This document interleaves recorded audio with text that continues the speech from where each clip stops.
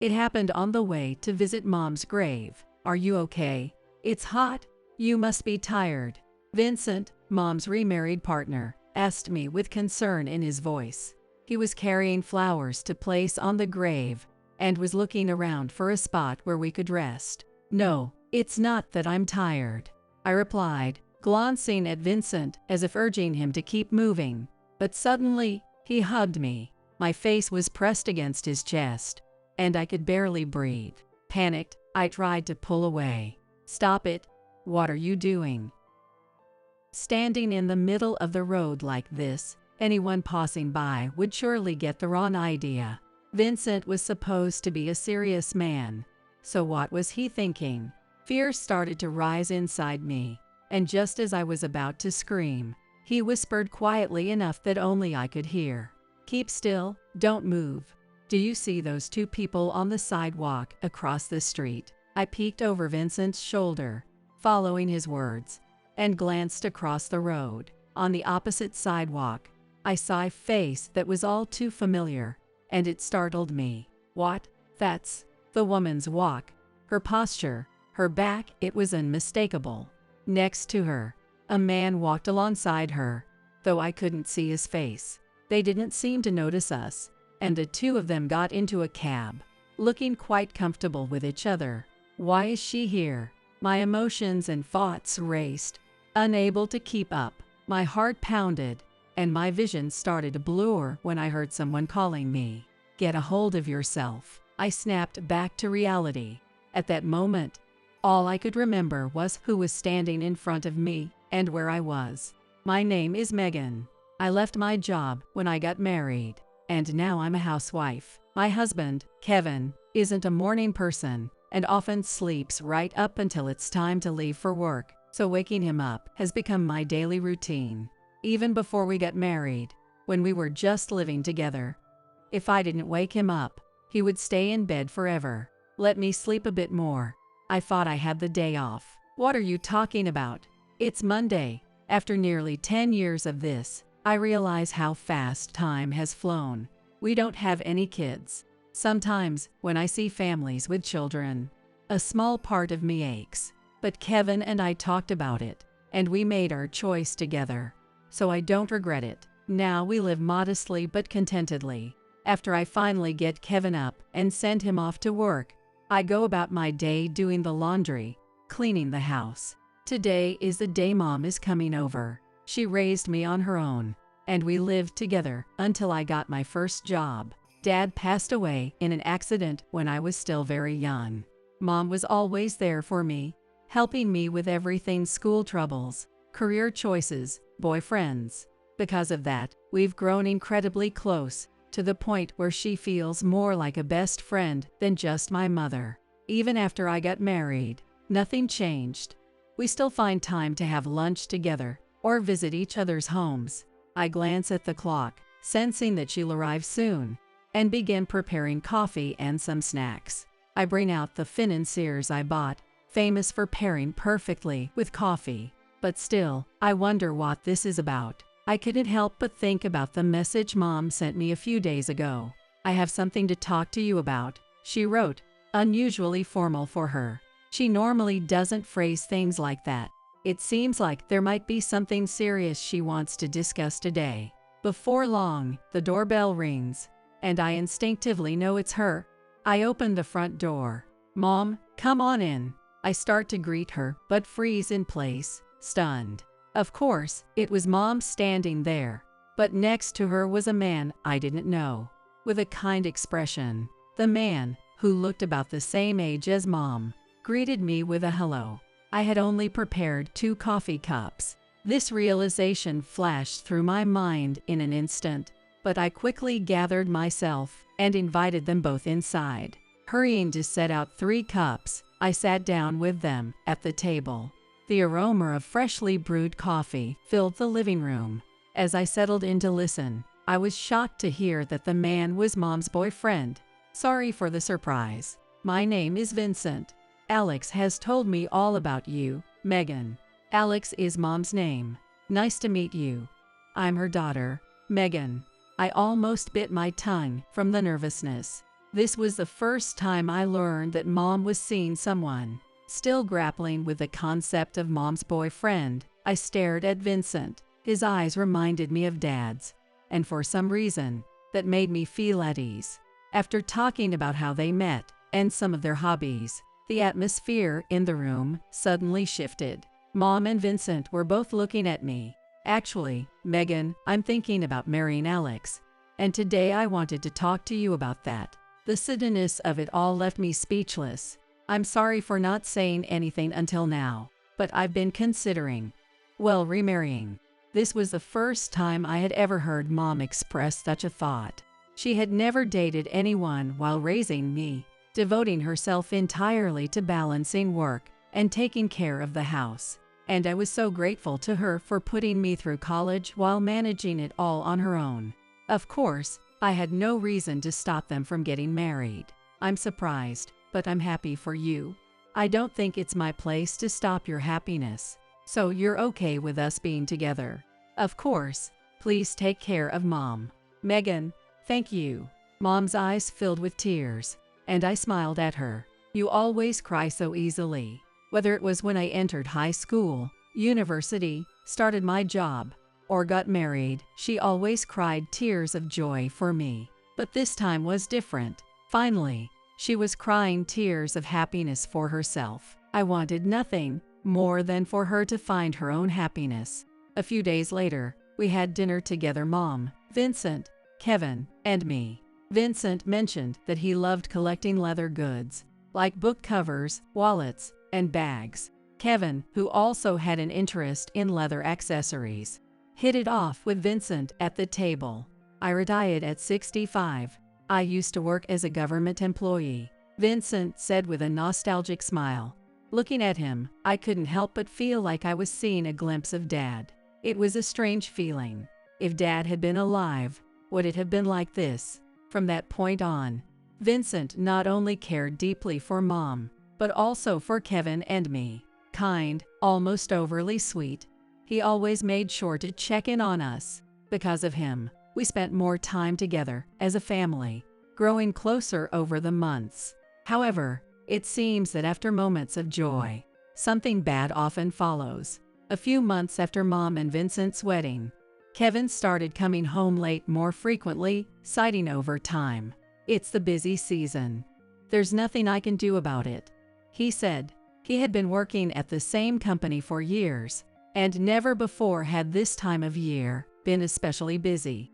Really? Yeah, there's a new project starting, and there's just so much urgent work piling up. It's frustrating. With that, Kevin retreated to his room, his tone dismissive, almost like he was hiding something. I felt uneasy about the way he seemed to be covering something up. One humid evening, the news forecasted late-night rain. I waited for Kevin to come home. Even at 12 a.m., there was no sign of him. What's going on? Maybe he was waiting out the rain somewhere, but it didn't make sense that he hadn't responded to any of my messages. No matter how late, he always made it home in time for dinner. Calling the office wasn't an option, and either it was far too late, and no one would be there. I waited in the living room, and at some point, I drifted off to sleep. When I woke up, the sky outside was faintly light, and the clock showed 5 a.m. My neck and back ached from sitting in the chair all night. Had Kevin come home? Peeking at the front entrance, I saw Kevin's umbrella, soaking wet, left by the door. He had come home after all.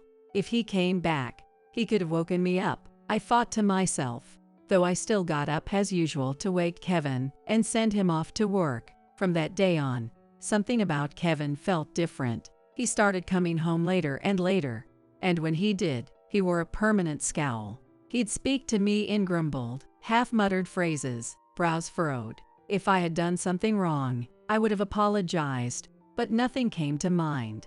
This continued for a while until I finally worked up the courage to ask him directly, "Why are you so angry all the time?" Kevin sighed in frustration, as if my question annoyed him. "It's nothing." "It's not nothing. You've looked upset for weeks. You've got it easy. You're a housewife. You just get to stay home all day." "What? Deep down, you're looking down on me, aren't you?" I had no idea what he was talking about. Before I could respond, Kevin turned away and locked himself in his room. I was left confused and unable to make sense of the sudden change in him. It didn't feel like it was just about work stress. Even though I tried multiple times to talk things out with him, Kevin rejected every attempt. "Shut up. Just leave me alone. You wouldn't understand." His words felt like a slap, pushing me further away. Gradually, he started waking up on his own before I could go wake him, skipping breakfast and rushing out the door. I'd be left alone in the living room, staring at the untouched breakfast for two, feeling a deep sense of emptiness.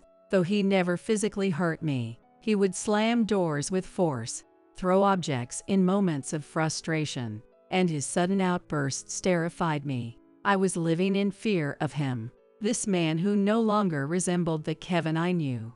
I couldn't bring myself to tell Mom or Vincent I didn't want to worry them. So I endured it in silence, alone. Day after day, night after night, I found myself wishing that morning would never come. But the mornings did come, and with them, more days of silence, more tension between me and Kevin, more moments of being unable to recognize the man I had married. It was a cloudy afternoon, with the threat of rain hanging in the air. I was about to eat the last of the cookies from before when the doorbell rang. When I opened it, there stood Vincent, his face pale as a ghost, beads of sweat trickling down his forehead. Vincent and Mom's house was just a 10-minute walk away, but he seemed to have run all the way here. He was panting heavily, gripping a piece of paper tightly in his hand. I invited him in, made some coffee, and waited for him to calm down. "What's wrong? What happened?" I asked when he seemed to catch his breath. Vincent, still shaken, began, "I know it's hard to believe, but..." He hesitated, then said, "Alex has disappeared." "What? Disappeared, gone missing, vanished without a trace? But why would Mom suddenly do something like that? That can't be true. Mom's not that kind of person." I shot back, unable to contain my disbelief. "There's no proof. How can you say something like that?" "Wait," Vincent said, holding up the crumpled piece of paper he had been clutching. "Here's the proof." He handed me the note. The paper was wrinkled and torn from how tightly he had been gripping it. It was a letter, written in Mom's handwriting. To Vincent, "I'm sorry for the suddenness, but I've decided to go on a journey." It read. As I continued to read, my hands started trembling uncontrollably.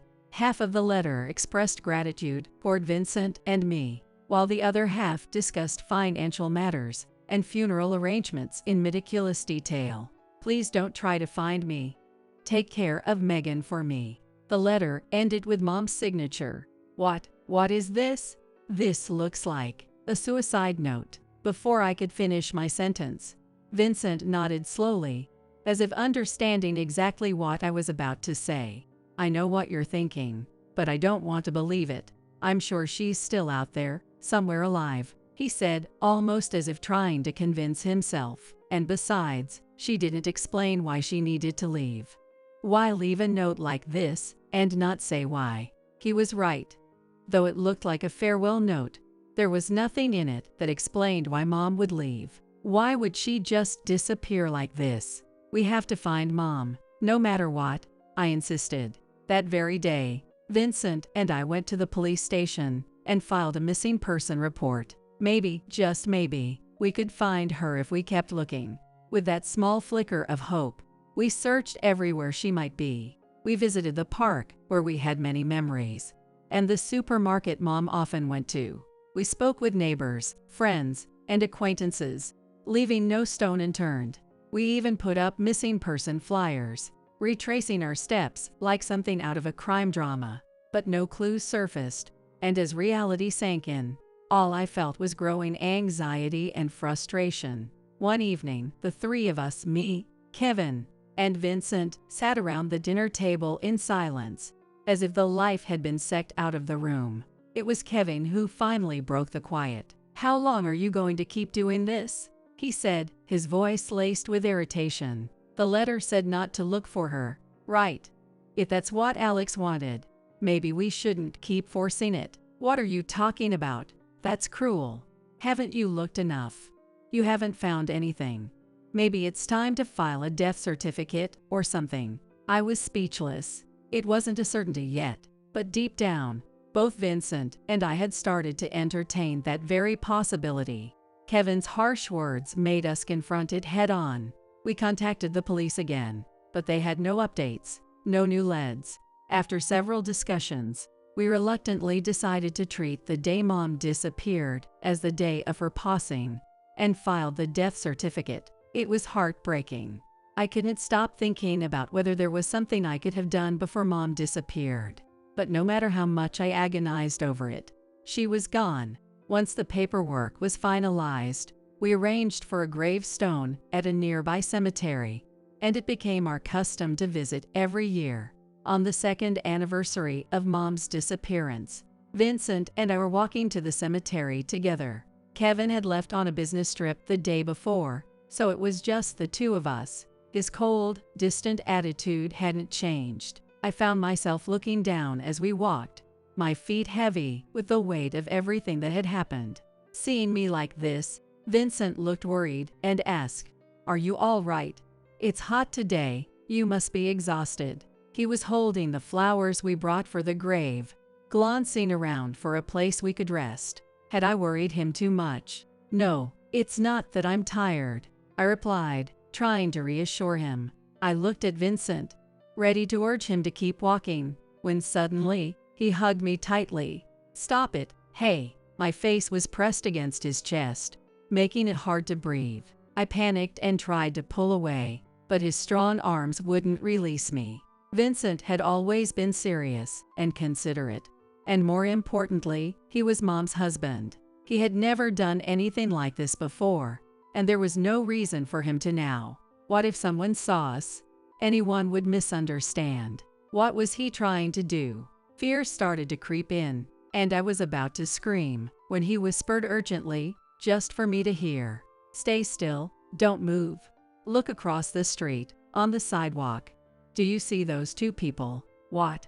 I cautiously peeked over Vincent's shoulder and looked where he directed me. The street wasn't busy, and across on the other sidewalk, I saw people walking. Among them, I noticed a familiar figure pass by. Mom. I followed the figure with my eyes. From the way she walked and her silhouette, I knew without a doubt that it was my mom. She was walking next to a man.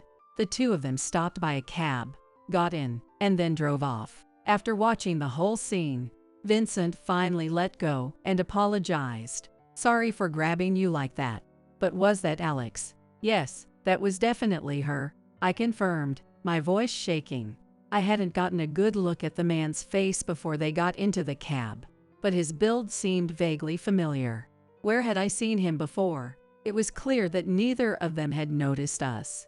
Vincent and I found a nearby cafe, trying to piece together what had just happened. As we sat there, everything started to feel more confusing.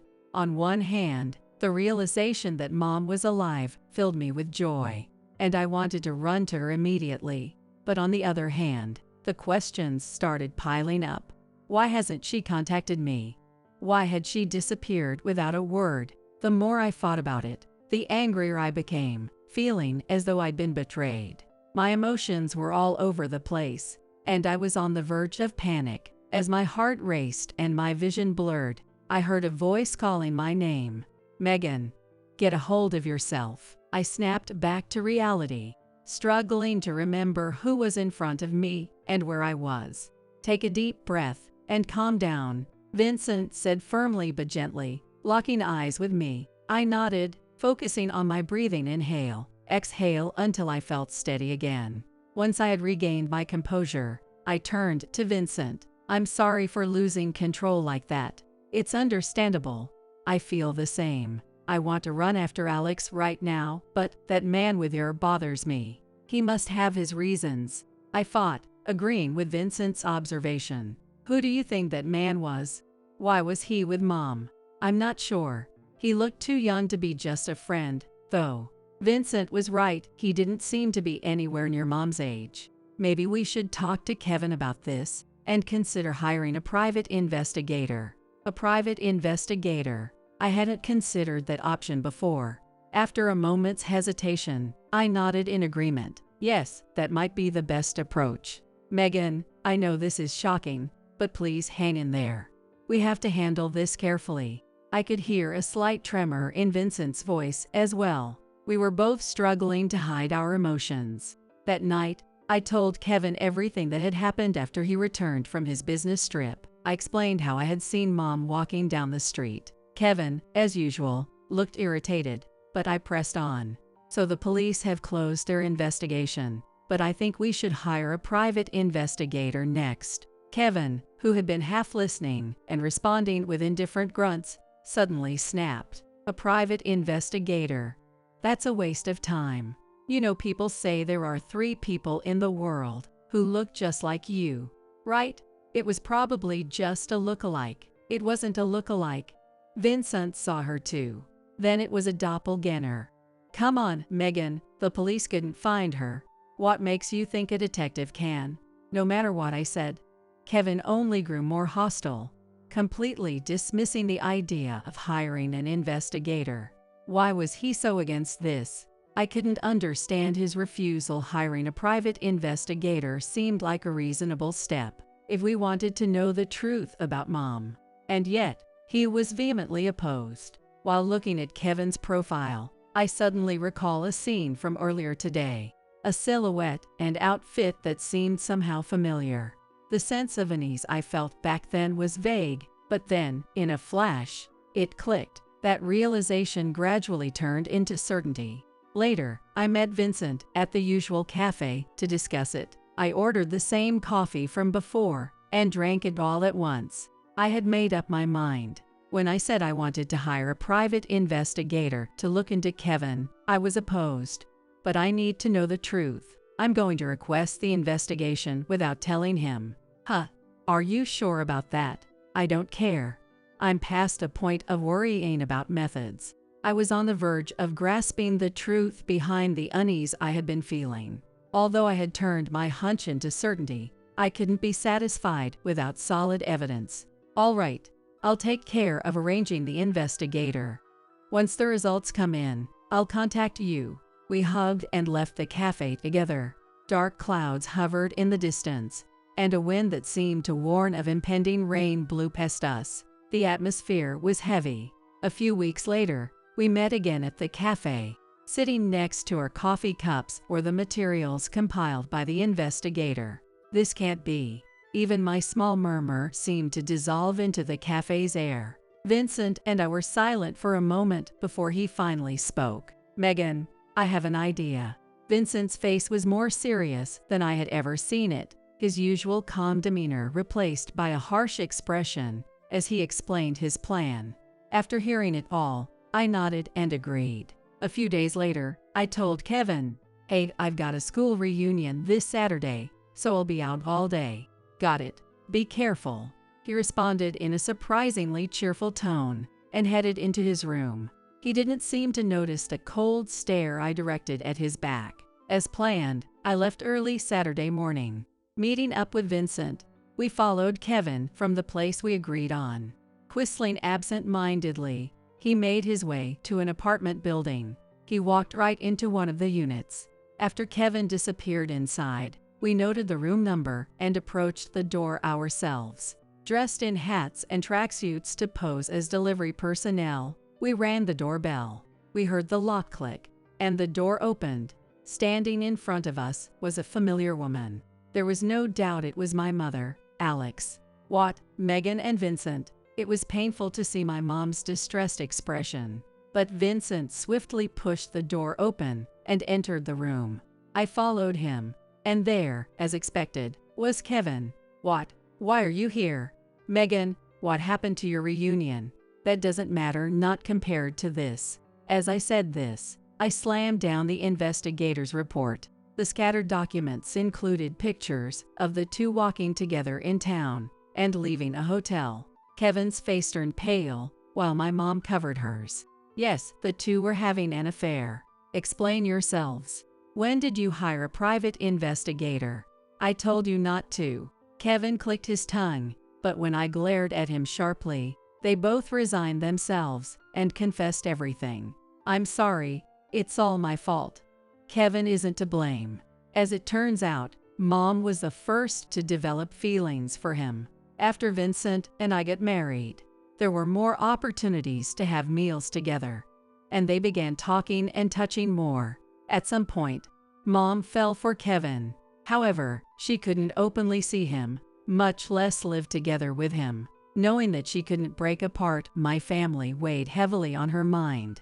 But then Kevin suggested, "If you disappear, we could meet whenever we wanted." So it was my idea to disappear, Kevin admitted. By faking her death, they believed they could meet freely without ruining our family. Of course, Mom had her own doubts. She knew it would hurt not just me, but also Vincent. She knew that. "Even so, you chose to disappear." When Vincent asked, Mom nodded. "Yes, I'm sorry. That letter you left behind, was that Kevin's idea too? Everything you wrote?" Vincent's voice was calm but carried a weight of anger, his expression tense as he questioned her. Deep lines formed on his forehead. Mom began to answer, slowly. "No, I wrote it. Kevin told me not to, but I just couldn't leave without saying anything." She must have had her reasons for doing so, but even after hearing her explanation, Vincent and I still had questions. Where had Mom been after she left the house she shared with Vincent? Overseas. I left the U.S. for several months. I arranged the plane tickets and the accommodation. It's all true. No wonder the police couldn't find her. The police had assumed there was no foul play and didn't conduct a full investigation. But with her being abroad, there was no way she could have been found. We had searched countless shops and places full of memories, asked people, all in vain. That's why you said, "How long are we going to keep doing this?" Back then, Kevin knew that Mom was alive and out of the country, and he had grown frustrated with being dragged into what he considered a pointless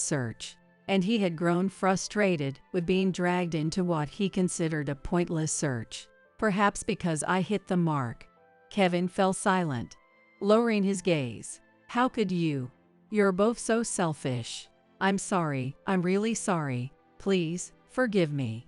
After explaining everything, Mom broke down in tears, repeatedly apologizing to me and Vincent, over and over again. Yet, despite all that, she still said she wanted to be with Kevin. That statement shocked me, but no one was more surprised than Vincent. "Why? Was I not enough for you?" he pressed, demanding an explanation for why she would choose Kevin over him. It was understandable. They had married later in life, had just begun living together. And now this. "I'm sorry, I love him. He's kind, cheerful, and always so confident." Tears streamed down her cheeks as she spoke. "But from my perspective, that's just a facade. How could a man who would have an affair with my mom be kind? At home, he always locked himself in his room, and I had never seen the cheerful, confident Kevin she was describing. And besides, I don't have much time left." "What do you mean?" "I have cancer. They told me I don't have long to live." Mom explained that she had refused all treatment, planning to accept her fate when the time came. That was why the letter she left had read like a farewell note. "My whole life, I lived for Megan. I never did anything truly feminine." I knew how much she had struggled throughout her life. Thinking of this, I urged her to continue, but at the very end, her voice cracked, unable to finish the sentence. At the very end, I wanted to live how I wanted to. As she said this, crying, Mom seemed so small. "I understand how you feel, Mom, but I can't forgive you for choosing Kevin over me, over Vincent.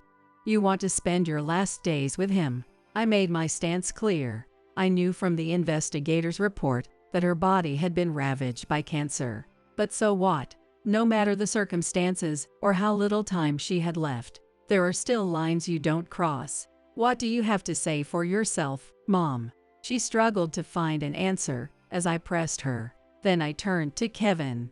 Earlier, he had been pale, observing the situation, but now the color had returned to his face. Perhaps he felt relieved that no one had questioned him directly. but I wasn't going to let him get away with it. I have something to ask you as well. I picked up one of the scattered papers on the table, a photograph. It wasn't a picture of me or Mom, but of Kevin walking closely with an unfamiliar woman.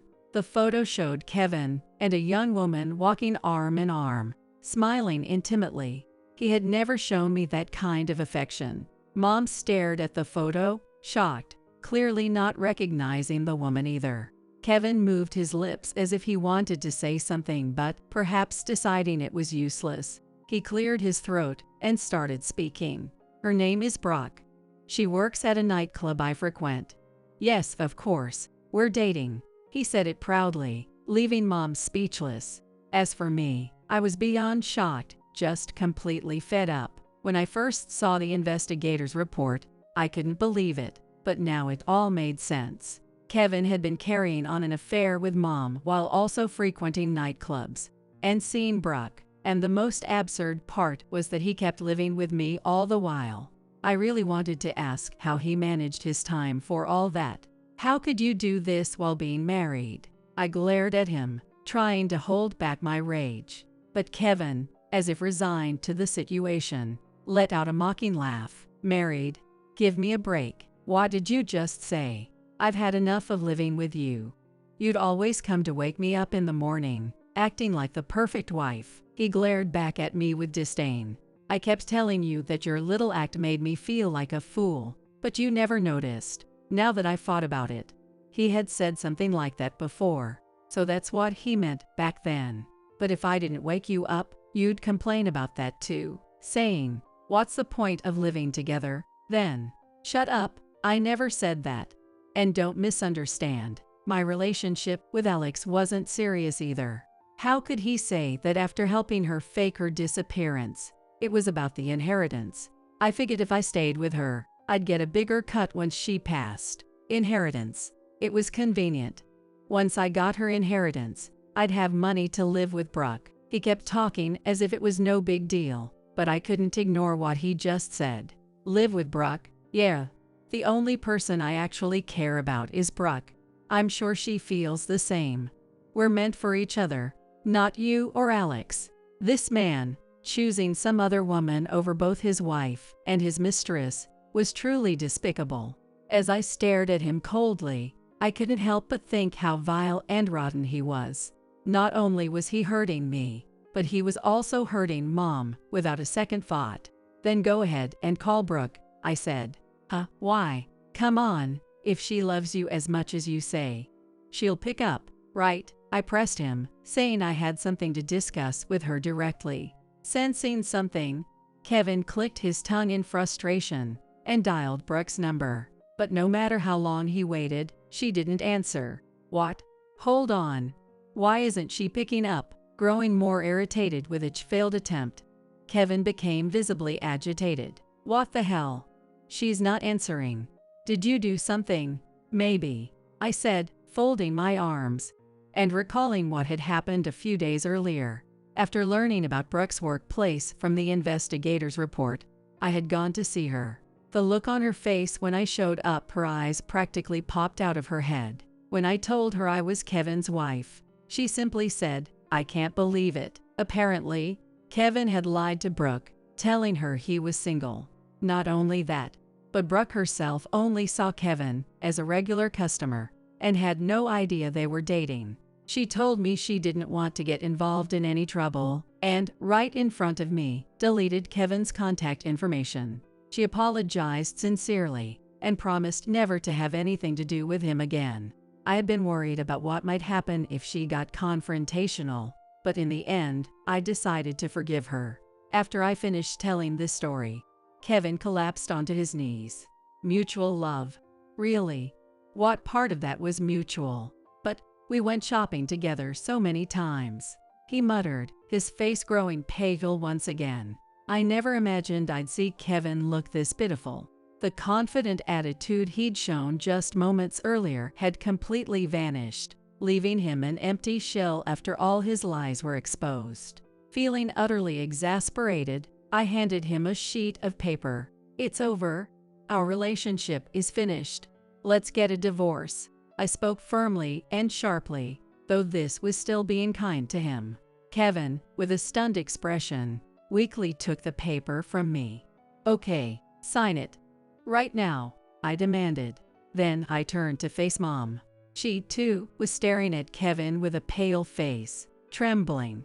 She couldn't believe what she was seeing, nor could she believe what she had just heard. She had probably wanted to avoid breaking up her daughter's family, but now here she was, watching it fall apart in front of her eyes. Perhaps she regretted her actions, even just a little. Mom's large tears began to flow.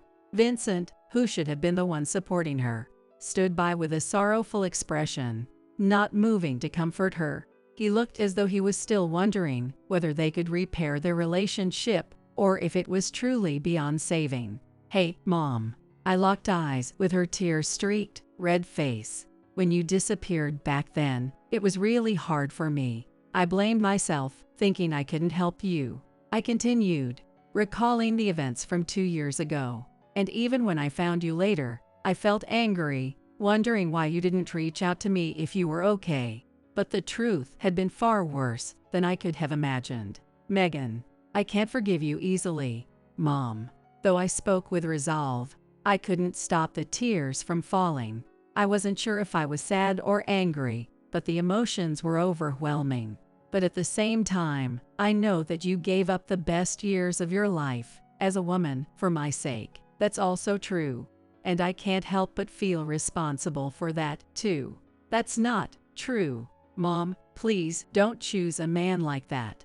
You might not have much time left, but I want to spend your final days together as a family. You might not have much time left, but I want to spend your final days together as a family." As I spoke my honest feelings, Mom nodded through her tears, and then she broke down crying. Vincent, determined to stay with her, gently held her shoulders, standing by her side. Supported by both me and Vincent, Mom was able to come home with us. For the next few months, I did everything I could to repay her. I took her on trips and treated her to her favorite meals. When her body started to give out, Vincent devoted himself to taking care of her, doing all the small things around her. "If you need anything, don't hesitate to ask." Mom seemed comforted by his kindness.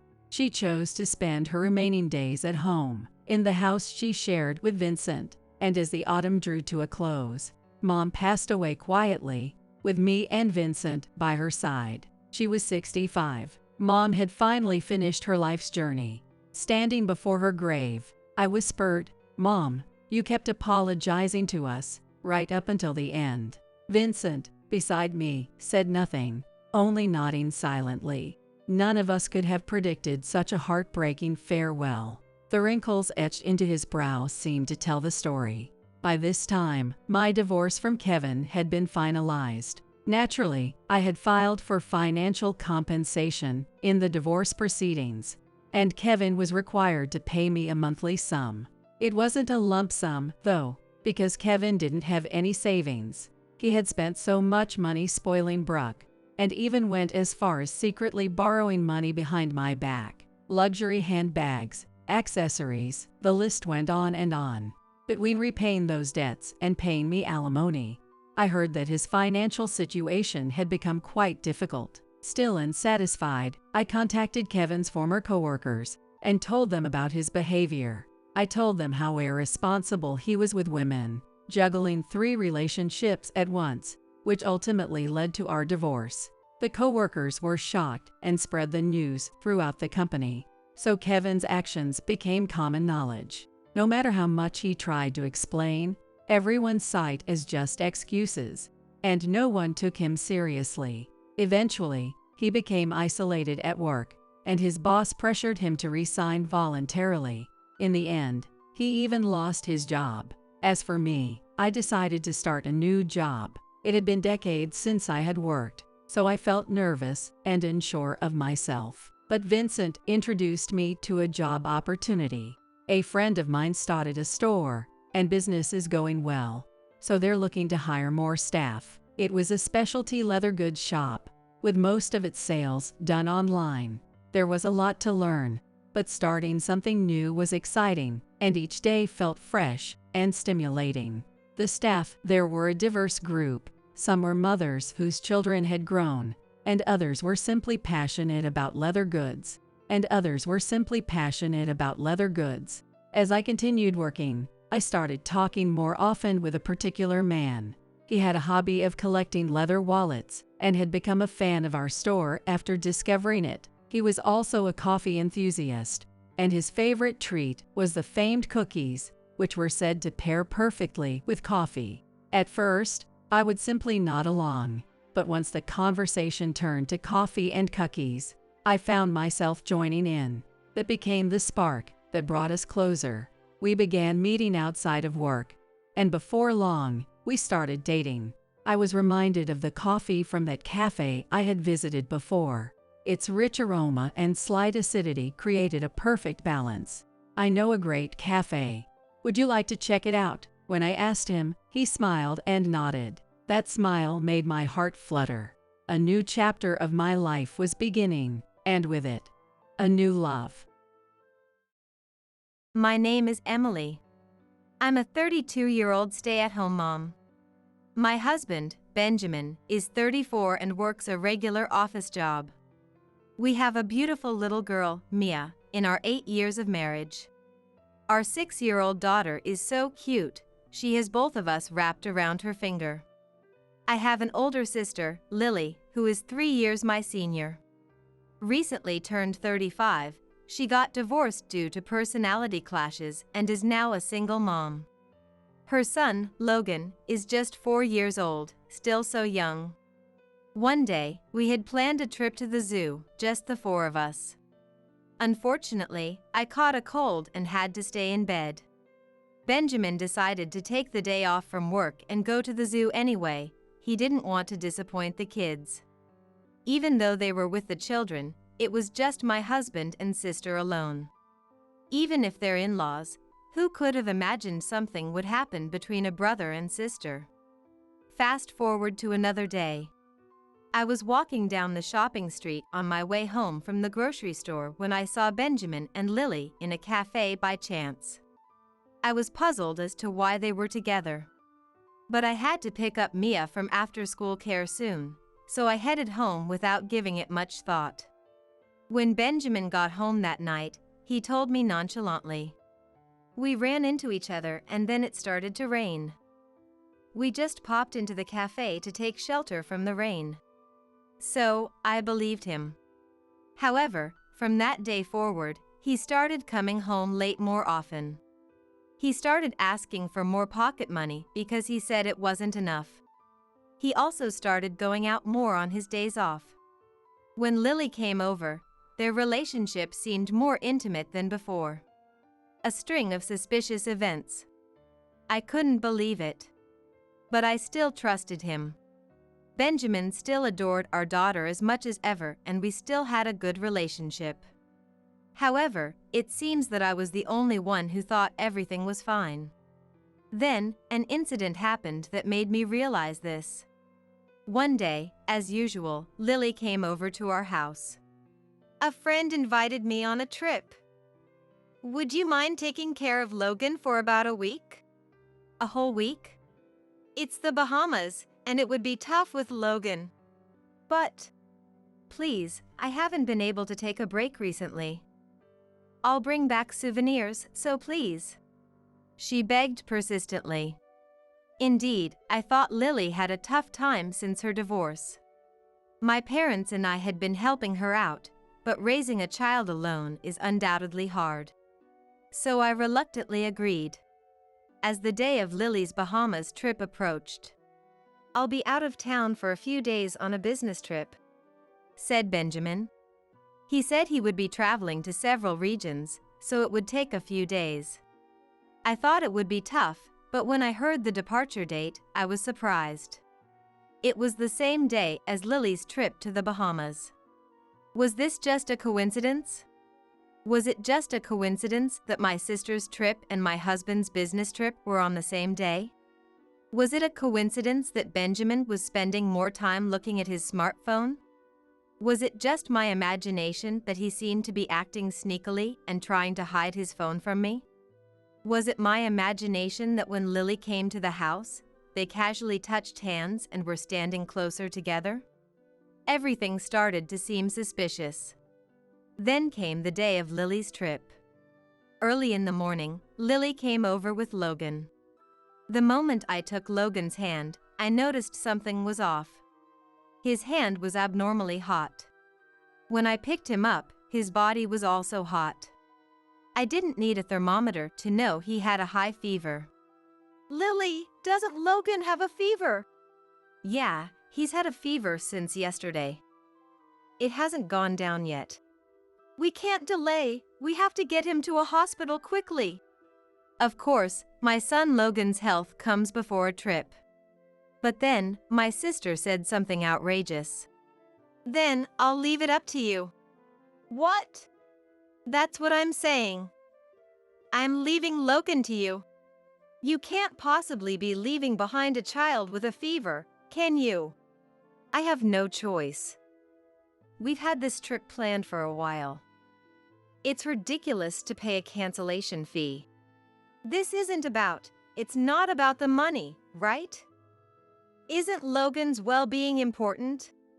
Of course, he's important. But since you're here, Emily, I'm not worried. Please take good care of him. Wait, don't go, sis. Despite my pleas, she left.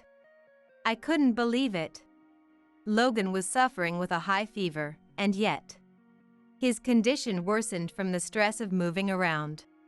So I quickly tucked him into bed and placed a cold, damp towel on his forehead. While preparing an ice pillow in the freezer, my husband woke up. Honey, it seems like Logan has a fever. Really? My sister's awful. She left Logan like this to go on a trip. It can't be helped. They've had this trip planned for a long time, and it's too late to cancel now. You too, dear. Poor Logan. If you're so concerned, then you should take care of him. Honey, can you do something about your business trip? If Logan has a contagious disease, he might pass it on to Mia. I'll take care of Logan, and I need you to take care of Mia. I thought my husband, who adores our daughter, would reluctantly agree. His job is important, but surely our daughter is even more so. But my hope was dashed. What? That's impossible. If you're worried, why not leave her with your parents? That won't work. Our parents are busy with their jobs. And your parents live too far away to drop her off at this hour. Then it can't be helped. Logan will be fine if we let him rest. Don't worry. Please don't be so casual about this. What do you want me to do? I can't change my plans. Oh, it's time. I have to go now. Bye. With that, he hurriedly left. Left alone, I immediately called my parents. They couldn't take time off from their sudden work commitments. But they agreed to leave work early and pick up Mia as soon as possible. I felt relieved when my mom said that. Until my mom arrives, I'll have to keep Mia locked in her room. I feel sorry for her, but it can't be helped. Meanwhile, Logan's condition seemed to be worsening. He started coughing in addition to the fever. In the afternoon, my mom, who left work early, arrived. I handed Mia over to her and headed straight to the pediatric clinic with Logan. In the car, the motion seemed to make Logan uncomfortable, which was hard to see. The doctor said it was just a common cold and prescribed a fever reducer. He asked us to observe Logan and call an ambulance if his fever went up or if he seemed delirious. I'm sorry, Mom, for suddenly leaving Mia with you. Don't worry about it. More importantly, I'm concerned about Logan. To my parents, Logan is as precious as Mia. On the other end of the line, I could hear my mother's worried voice. After hanging up with my mom, I decided to call my husband's office. I wanted to find out where he was staying on his business trip, just in case. The reply I received was, "I should be on paid vacation." I sighed, lifting my voice towards the heavens as if making a plea. A dreaded suspicion was beginning to solidify. I opened my husband's laptop. I had never looked through it before, but a quick scan of his search history revealed his destination: the Bahamas. Both flight tickets and hotel bookings were arranged by him. I recognized the hotel's name. It was the same place my sister had mentioned. My sister and husband in the Bahamas at the same time, staying in the same hotel. Such a coincidence seemed next to impossible. The mere fact that my husband was in the Bahamas, taking paid leave while claiming to be on a business trip, was an alarming situation. Curious, I looked at my smartphone. I was checking my sister's social media posts. There were no new posts. But looking at her recent posts, although not clearly visible, I could tell she was frequently with someone. The glimpse of clothing I could catch were all too familiar. What changed my suspicion into certainty was a photo where the wristwatch of the man she was with was visible. It was the watch I had given my husband.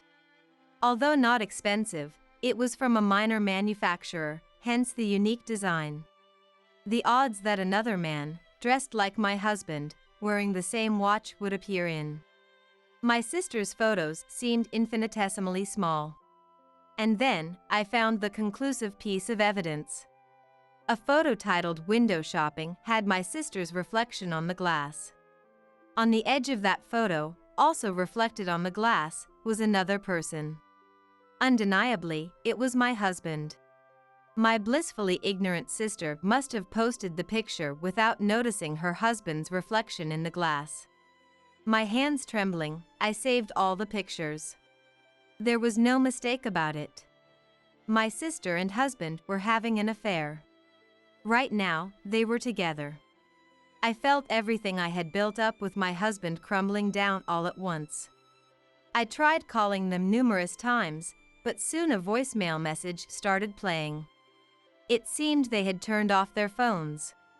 Logan's fever still hadn't broken. Seeing his distressed face, anger started to rise within me. Despite our young child suffering. Despite me being in such a difficult situation. Right now, my sister and husband were probably laughing, enjoying their vacation in the Bahamas. Could there be a worse story? I was trembling with anger. I wondered what to do, but that could wait. First, I needed Logan to recover. But Logan's fever showed no signs of abating. In fact, it seemed to be increasing. I was shocked when I took his temperature. 107 degrees Fahrenheit. Children tend to run high fevers. Mia had experienced a 104 degrees Fahrenheit fever before, but never this high. Why isn't the fever reducer working? Logan was completely drained. It looked painful for him to even move. What should I do? I fought hard to suppress the panic that was threatening to overtake me. I need to call an ambulance. It was at that moment, with my smartphone clutched in my hand. "Mom," Logan murmured in a small voice. His face contorted in pain, he called for his aunt. Unforgivable. I will never forgive them. As my vision seemed to turn red with anger. Logan's condition took a sudden turn for the worse. A week has passed since then. Contrary to my feelings of sorrow, today was a clear day. Staring blankly at the vast blue sky, tears began to spill over. I had lost count of how many times I had cried. Yet, the tears wouldn't stop. I could feel Mia's hand trembling in my own. The daughter was crying, too. As I lifted her up, I could see my parents weeping uncontrollably over her trembling, small shoulders. And the others in attendance. Everyone, absolutely everyone, was in tears. Suddenly, my smartphone vibrated. I put Mia down and saw my sister's name on the screen. "Hello?" Emily? Long time no see. I just got back from the Bahamas. I've just landed at the airport. I'm off to pick up Logan. Thanks for looking after him. It felt like a phone call from another world. I muttered to myself, "He's gone to heaven." A tear that should have stopped fell. What? My sister on the other end of the phone didn't seem to understand what I had said. She responded with a clueless question. Heaven? What are you talking about? I don't understand. That's what I'm saying. He went to heaven while you were on your trip to the Bahamas. I don't understand what you're saying. You'll understand when you get here. The funeral is over, and we're at the crematorium. Crematorium. When I told my confused sister the location of the crematorium, she abruptly hung up the phone. Logan! Logan! My sister, just out of the taxi, dramatically changed her expression and started running. She called his name and looked around, but Logan was nowhere to be found. Where is he? He's not here. Of course he's not. What do you mean? I slowly pointed in one direction. Towards the crematorium. The crematorium doesn't emit smoke like it used to, but it's true that he is being cremated right now. Logan, that day, the day you dropped off Logan, his fever shot up to 107 degrees Fahrenheit all at once. 107 degrees Fahrenheit. The antipyretic we got from the pediatrician had no effect, and his condition worsened rapidly. We had to call an ambulance in a panic. So that means Logan is... I don't want to answer that. We're in the middle of a funeral. Saying that, I spread my arms wide, pointing at the crematorium. Hey, what does this mean? What happened to Logan? Why are you here? Someone shouted in place of my speechless sister. It was my husband. Unbelievable, my husband had come here with my sister. What does that matter right now? What about Logan? Of course it matters. Not losing to my husband's voice, I shouted back. How can you two just abandon your family and go on a secret love trip? Moreover, Logan had a fever, and even when I said I needed help, you ignored me and went on your trip. Are you out of your mind? What are you talking about? I already know. When I asked your company, they said you had taken paid leave. I checked your computer and found a booking for a trip to the Bahamas. You were on the same flight and stayed at the same hotel as my sister. You think you can just claim it's a coincidence? I must have had a terrifying look on my face. My husband lost his words under my intimidating stare. Tell me, Emily. Did Logan, did he die? Do you have the luxury to ask such a question now? What do you think we're doing here? Why do you think I'm in a simple, modest dress standing at a crematorium? Don't you get it? No! No! No! My sister's scream dominated the scene. As my sister broke down crying, I looked down at her with cold eyes. You have no right to cry. You abandoned your son to go on a secret trip with my husband. You're the worst kind of person. I was lonely. I was so lonely all by myself. So I just what? Reached out to your sister's husband. What do you mean? I've done nothing wrong. It's not my fault. The real villain here is my ex-husband who refused to take our son, and it's not just him. It's also the fault of our parents who never helped me with the child, and Emily too. My sister reacted angrily, not taking responsibility. I didn't choose to have a child, and I didn't choose to be a single mother. I wanted him to take our son if we were going to get divorced, but he refused. I've been struggling alone because of that, but I didn't. I couldn't. Logan, oh Logan. Lily. It was her lover, my husband, who comforted her as she collapsed into tears. It seemed they were no longer interested in hiding their affair. Don't blame everyone else for your problems. Our parents and I have helped as much as we could. You can't justify leaving a sick child to go on a tryst. Not realizing how rotten you are, you're the worst. Hey, Emily, isn't that a bit harsh? Lily just lost Logan. She's in shock. Shut up, accomplice. I'm divorcing you, so be ready to pay what you owe. What? What does that have to do with anything? It has everything to do with it. My husband and I argued, while my sister cried. It was a chaotic situation. Our parents approached. My tear-streaked sister started blaming them. Dad, Mom. Logan is. Why didn't you take care of Logan properly?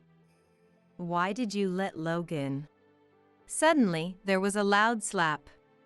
Enough with your nonsense. It was my father who slapped my sister's face. Don't blame others when you were the one who abandoned your child. But. And having an affair with your sister's husband? You shameless woman. I'm ashamed to have raised you like this. My sister cried even louder at our father's words. I wanted to punch my husband, too. I was glaring at him when... Mommy. I heard a little boy's voice. My sister quickly turned around. There. What? Logan? A man was holding Logan. Logan? Logan! My sister ran towards them, but the man quickly moved Logan out of her reach. Hey! What are you doing, Andrew? The man holding Logan was Andrew, my sister's ex-husband. He was the one who divorced my sister due to irreconcilable differences. What are you doing, leaving Logan like that? He's my son, not yours. He's my son too. I complied with the public opinion that it's better for a mother to have custody, even though you insisted on not giving me parental rights. But you wouldn't let me see him no matter how many times I asked, and my worry proved justified.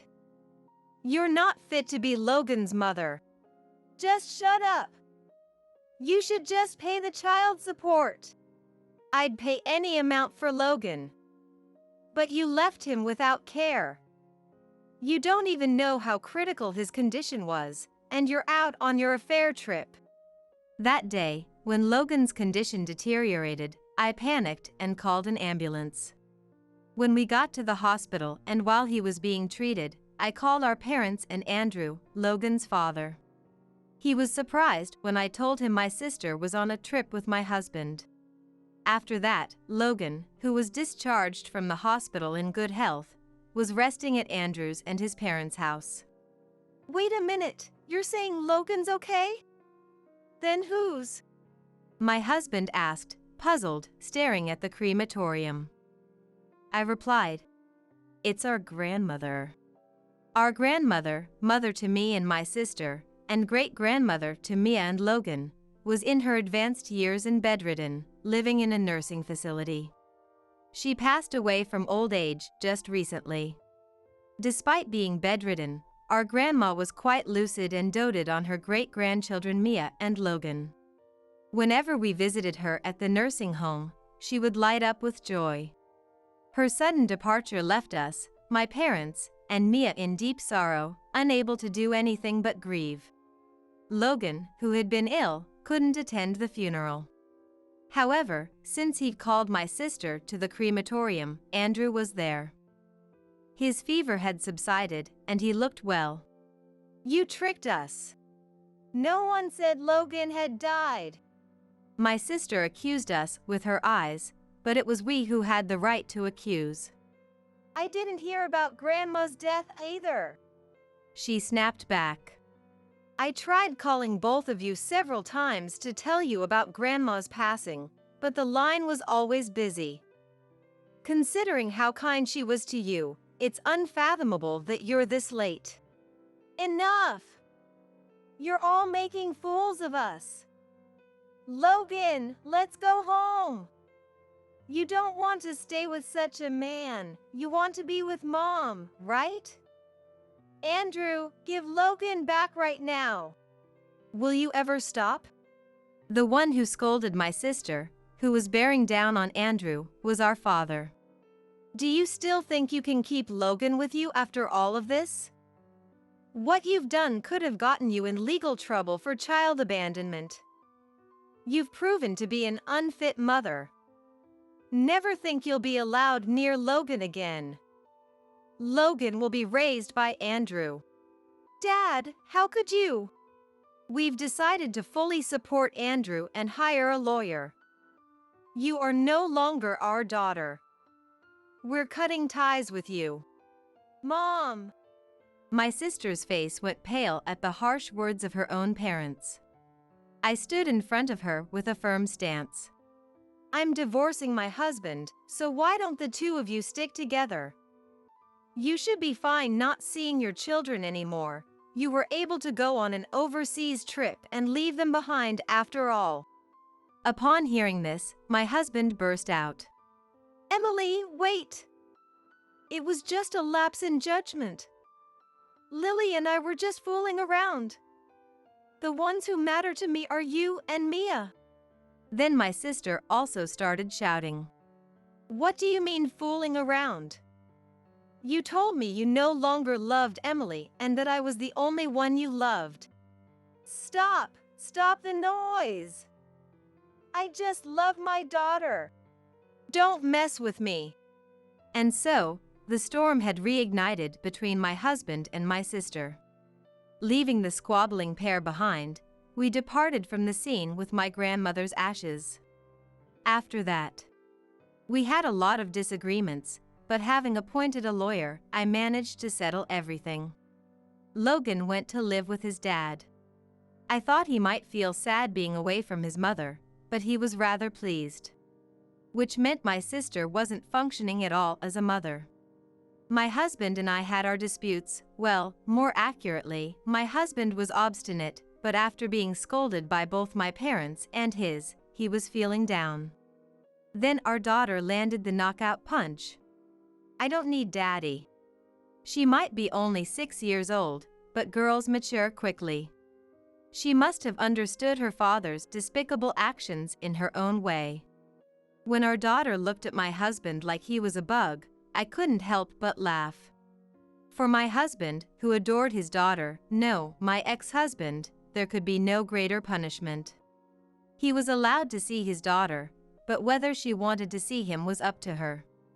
And so, the storm came to an end. Mia and I returned to my parents' home and are living peacefully. My parents are thrilled to live with Mia. She's starting elementary school next year, so we're excited about the preparations. I plan to find a job when she starts school. Logan comes by every now and then with Andrew. He looks totally different, his face is brighter, and he's always smiling. Meanwhile, my sister and my ex-husband seem to have ended their relationship quite easily. I guess it was really just a fling for my ex-husband. Perhaps upset about being disliked by his daughter, he dumped my sister without hesitation. However, his despicable affair with his wife's sister became known at his company, which questioned his character, and he was relocated to a remote area. That will make it even more difficult for him to see his daughter. Serves him right. As for my sister, after being abandoned by everyone, she seemed to live like an empty shell for a while. Then she disappeared. We've filed a missing persons report, but I have a feeling we'll never find my sister. That's just the feeling I get.